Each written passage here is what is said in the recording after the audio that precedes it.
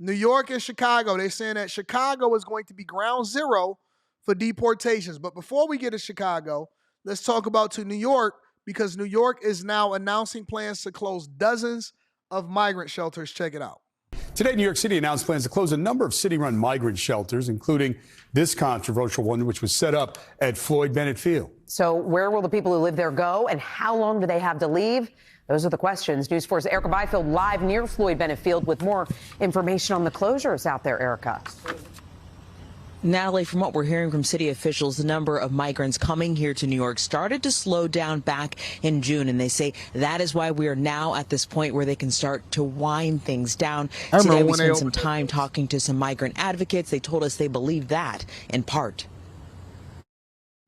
The 450 remaining migrant families living in tents at Brooklyn's Floyd Bennett Field must move out. They've been hearing rumors. On Tuesday, New York announced it's among the 25 city-run emergency shelters closing before March. It's signaling that the work that the city is doing is working. At the peak 17 months ago, the city was welcoming 4,000 migrants per week, but things have dramatically changed. Last week, less than 400 showed up and about 1,000 left. We think that some of this is about our good management.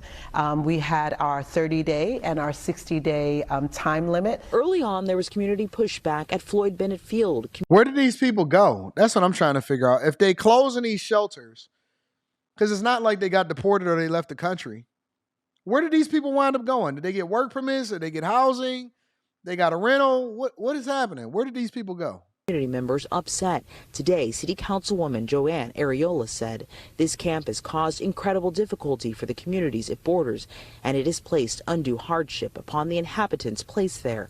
I'm glad to see this period has finally come to an end. While Congresswoman Nicole Malliotakis added, it is my hope that the city will continue to close the remaining shelters down and work with the Trump administration to reverse the failed immigration and sanctuary policies.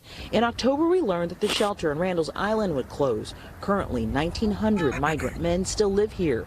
The city is working with all the migrants across the city to help them find work, connect them with legal services and permanent housing here or elsewhere. We're going to be monitoring it and making sure that wherever they're placed, that they're going to get the services that they deserve. Today, the deputy mayor was telling us that the city of New York so far has spent more than $6 billion caring for these migrants here within the city limits. She's saying that closing these shelters should help the city recoup some savings. Erica Byfield. That's crazy. $6 billion. $6 billion with a B, not an M, not a T, not thousands, not 600,000, $6 billion. That is absolutely crazy. And that is coming directly out of y'all paychecks. That is y'all taxes at work over there in New York City. And I don't know where they going. I remember every single day I used to be reporting on a story about migrants fighting, people getting into gunfights, people bringing guns inside of the migrant shelters and these very same places that they shutting down. I'm just trying to figure out where they go. Because, see, it's one thing to say, okay, well, they shutting down the migrant shelters and all of this stuff. Where are they going? Where did they go? What jobs do they have? Did they get on their feet? Where they children at? What school they still enrolled in? I want to know more information, so I'm going to stay on top of this. But over in Chicago, Brandon Johnson said that he's standing 10 toes down, and Tom Homan is not playing no games. President-elect Trump's incoming border czar vowing to make Chicago ground zero for mass deportations. And WGN's Julian Cruz reports on the governor's reaction and plans to push back. Good evening. Tom Homan touching on a hot-button issue, drawing strong reaction from across the political spectrum. President-elect Donald Trump's border czar speaking at a Christmas party last night, sponsored by a group of Chicago Republicans and the Law and Order PAC. January 21st, we're going to take this country back. Yes. Tom Homan setting his sights on Chicago, pointing to Donald Trump's campaign promise to deport the undocumented. I want to be clear. If you're in the country legally, you're not off the table. A Among those attending, Chicago Alderman Raymond Lopez arguing for the elimination of Chicago's sanctuary city status. Change the welcoming city ordinance so that we are not giving sanctuary to those individuals who, once they are here, choose to willingly engage in criminal, dangerous activity. Homan calling on Chicago Mayor Brandon Johnson and Illinois Governor J.B. Pritzker not to impede the Trump administration's deportation efforts, but a spokesperson for Pritzker in a written statement pushing back. Rather than responding to every ridiculous boast from Trump lackeys, Governor Pritzker is focused on what he was focused on during the first Trump term, leading our state with competence instead of chaos. Did he just call Tom Homan a lackey? He called him a Trump lackey. Listen, bro. This ain't going to end well for Illinois or Chicago. I'm going to just tell y'all right now. For all of my friends and my family and everybody that showed up and pull up and love me that's in Chicago that's watching us right now, I'm going to just tell y'all, buckle up, Buttercup. Buckle up, Buttercup. This is not going to end well. This is not going to go well for y'all state. You fight, y'all fighting an uphill battle this time. This ain't the same. Y'all don't have no legislative branches. You can possibly lose funding. You can get audited by the federal government. Jesus Christ. What is they thinking? Well, we all know where the battleground state is going to be. We all know where ground zero is going to be as far as who's going to decide that they want to take on the big bad wolf and if they want to get bit and eaten. Why would they do this? Why would they put themselves? Why would y'all put because I'm going to tell you, it's not necessarily J.B. Pritzker or Brandon Johnson. There's got to be something happening over there. There's something in the food. There's something in the food. There's something in the rice. It's that Chicago pizza. Y'all mad because a Chicago-style pizza ain't the same as it used to be? Everybody done turned into a chain. Instead of it going to authentic Chicago-style pizza, now y'all going with Giordano's. You know what I'm saying? What's wrong with Chicago? What's up with the pizza? It's the gangs. Somebody tell me what's happening in Chicago. Why y'all putting yourselves in this position?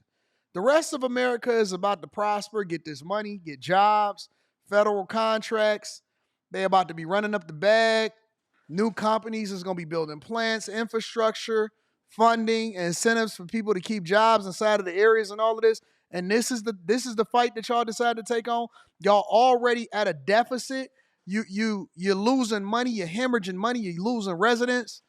And y'all, this what y'all decided to do? You want to insult the very person that the country overwhelmingly voted into office? And you think that the very people that's inside of y'all city, shout out to Chicago Red, they said that we don't like what y'all got going on over there and they want y'all out of there. What's wrong with these people, bro? Why would they do this? Why would they call him that?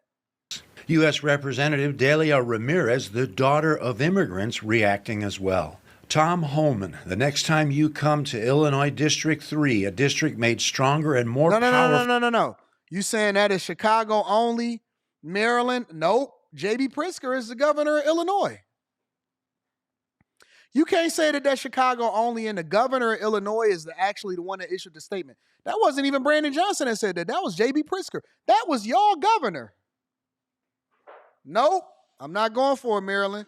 Nope. That is the whole state.